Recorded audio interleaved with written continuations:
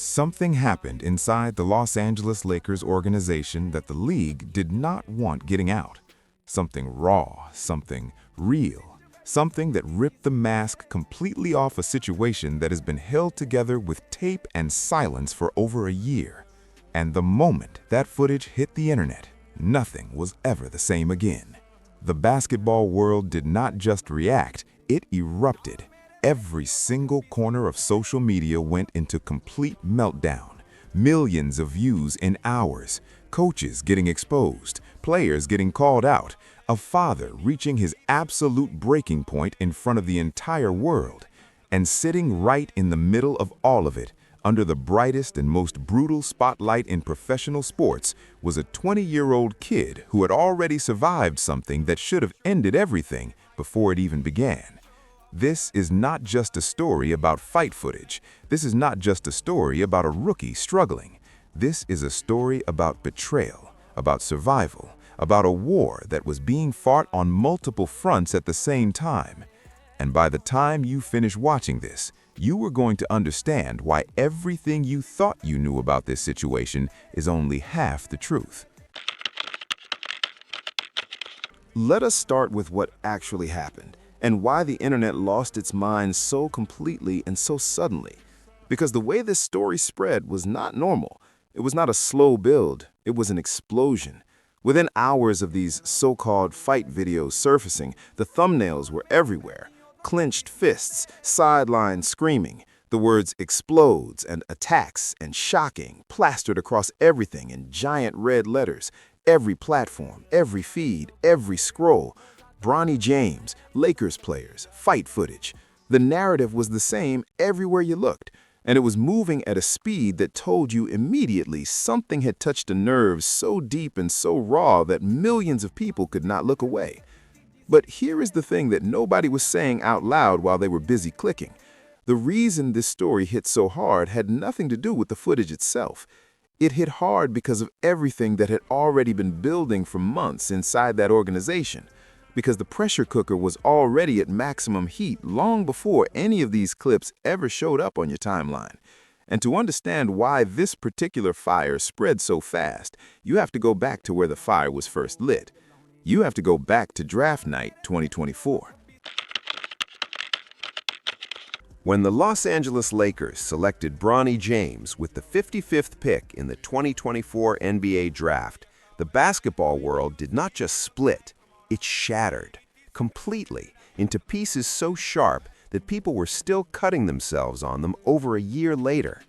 On one side were the people who saw the full picture, a young man who had survived a cardiac arrest on a college practice floor, a young man who had fought through a medical nightmare that should have ended his basketball career before it ever really started, a young man chasing a dream alongside his father in a moment that had never happened in the entire history of professional basketball.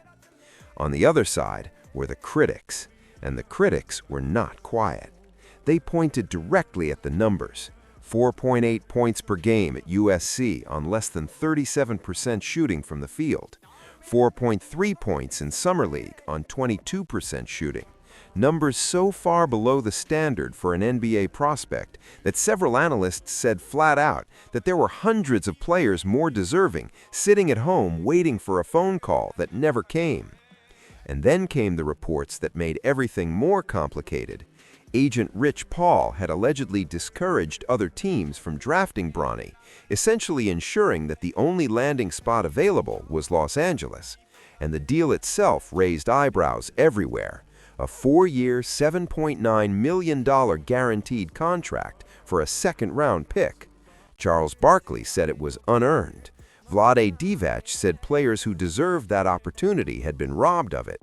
And Jeannie Buss, the Lakers owner, dismissed all of it as jealousy. But the jealousy argument only works if you do not pay attention to the numbers, and the numbers were impossible to ignore. Stephen A. Smith went on national television and said what a lot of people were thinking but were too afraid to say directly. And he did not make it personal. He did not make it emotional. He just opened up the stat sheet and read what was written there. Bronny James had played in 13 NBA games. He was averaging .3 points, .3 assists, .4 rebounds.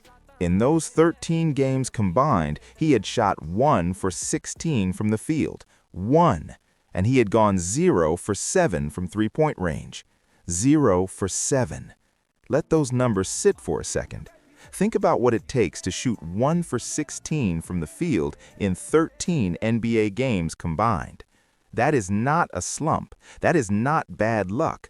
That is a player who was not yet ready for the stage he was being placed on. And Stephen A. did not dance around it. He looked directly into the camera and he said what the numbers demanded be said. And then he made the comparison that set the entire internet on fire. He talked about Marvis Frazier, the son of heavyweight champion Joe Frazier, a fighter who was pushed into the ring against Larry Holmes, one of the most dangerous heavyweight champions in boxing history, long before he was ready. Holmes hit him with a right hand and then did something that nobody expected. He waved the referee over himself.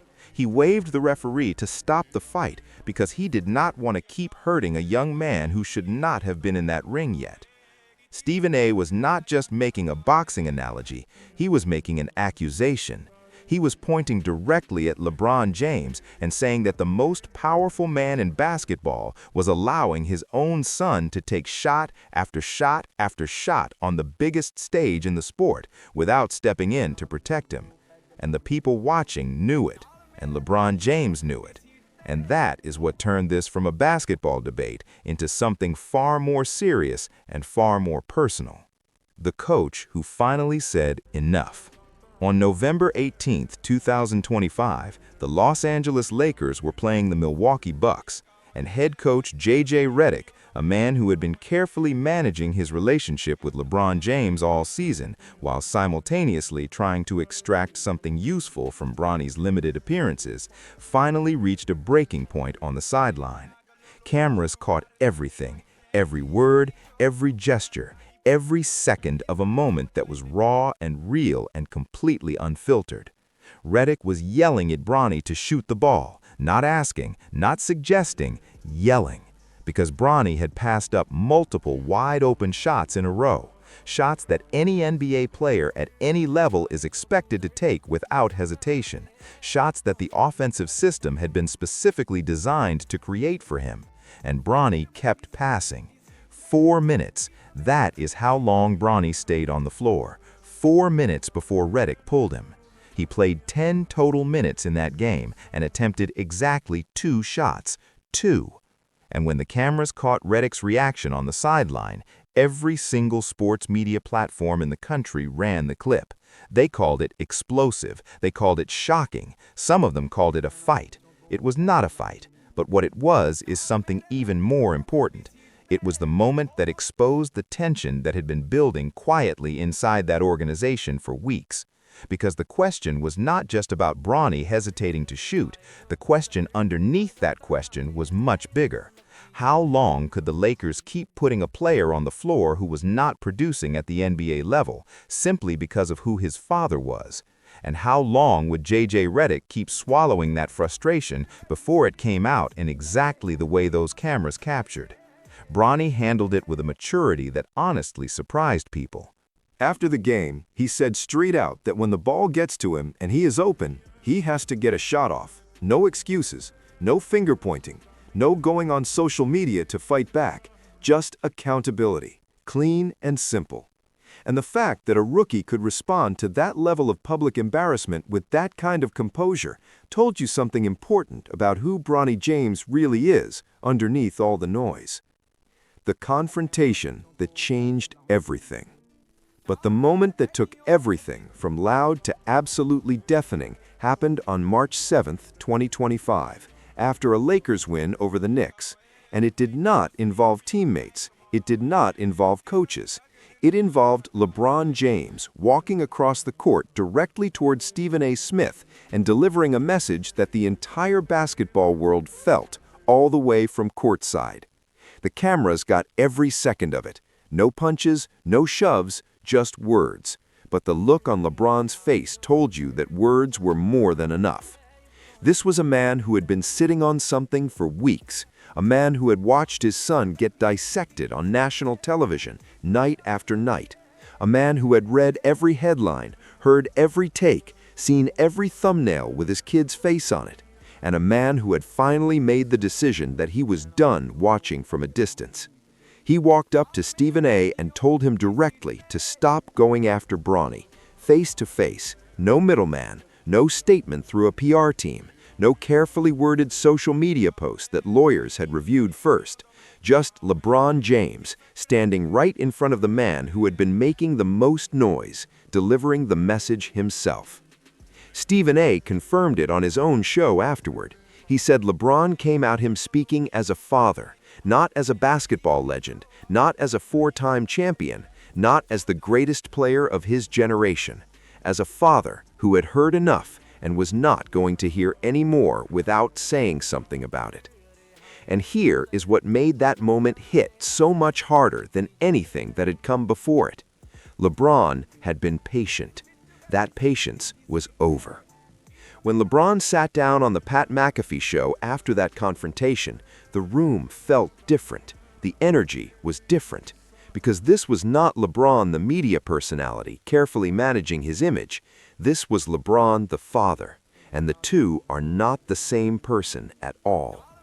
He started by going after Stephen A. in a way that had the entire internet screaming. He said Stephen A. was going to be smiling from ear to ear just hearing his name mentioned again. That he was going to go home and grab ice cream out of the freezer and sit in his chair in his tiny underwear on the couch. The line was so specific and so vivid that it became a meme within minutes. Clips of it were everywhere before the show was even over. But underneath the comedy, something else was building, because LeBron then made a distinction that was more important than anything else he said. He was completely clear that he had no problem with media members criticizing what happens on the basketball court. That is the business. That is the game. Players get criticized. It has always been that way, and it always will be. But there is a line. And the line is this. The moment you stop talking about basketball and start making it personal, start making it about his judgment as a father, start making it about his family and his household and his decisions as a parent, you are no longer a sports commentator. You are someone who crossed a line that has consequences. And LeBron James made sure Stephen A. understood that, in person, in front of cameras, at full volume. What he said on the McAfee show was the public version. What he said courtside was the real version, and everybody in that building felt the difference. Now, here is where this entire story turns completely upside down, and this is the part that the clickbait channels do not want you to reach, because once you understand this, everything they have been selling you falls apart completely. There is no actual fight footage. There is not a single real frame of Bronny James fighting a Lakers player anywhere on the internet. Not one. The locker room attack story that every channel has been running with endlessly is based on anonymous reports from the 2024 NBA Summer League almost 2 years ago. No footage, no named sources, no confirmation from anyone connected to the organization, just anonymous, unverifiable reports being recycled over and over with new dramatic narration laid on top to make them feel fresh and new. The J.J. Redick sideline incident was real, but it was a coach doing what coaches do when a player passes up open shots. It was not a fight. The G League incident where Bronny briefly walked off the court was real, but he came back, finished the game, and produced real results. And the 2026 material that these channels keep presenting as new fight footage is mostly old clips being repackaged with music, with narration, with dramatic editing, and with titles designed to make you think something new just happened. Every single thumbnail with clenched fists and red text was engineered to make you click, not to tell you the truth. The truth is the last thing these channels want to give you, because the truth does not generate clicks. Drama generates clicks. Conflict generates clicks. Bronny James's name on a thumbnail with the word attack next to it generates clicks. And while all of that manufactured drama was flooding your feed, something real was happening that none of those channels were reporting. Before any of this drama reached its peak, something happened in the Lakers' practice facility that perfectly captured the real relationship between Bronny and his teammates. During a preseason training camp scrimmage in October 2024, Bronny and LeBron went at each other in a moment that Anthony Davis said was one of the most competitive things he witnessed the entire camp. Bronny hit a three-pointer over LeBron, over his own father, in front of the entire squad. Teammates erupted. They were screaming, they were losing their minds. And LeBron, not about to be shown up by his own son in front of everybody, responded immediately with a hard, aggressive layup against a different teammate just to release the competitive energy, because he was not going to let that moment stand unanswered. And then Bronny came right back and hit another three. The practice facility went completely crazy. Davis told reporters afterward that you could feel the competition between them even when they were not directly matched up. That is not a fight. That is not tension. That is not a toxic locker room situation. That is a father and son pushing each other to heights that neither one of them could reach alone. And the teammates watching were not recording drama. They were witnessing something they had never seen before in their entire careers. The night that will live forever. And then came October 22nd, 2024, the game that no headline, no thumbnail, no clickbait channel could ever fully capture. The home opener against Minnesota. The night the Griffey family showed up.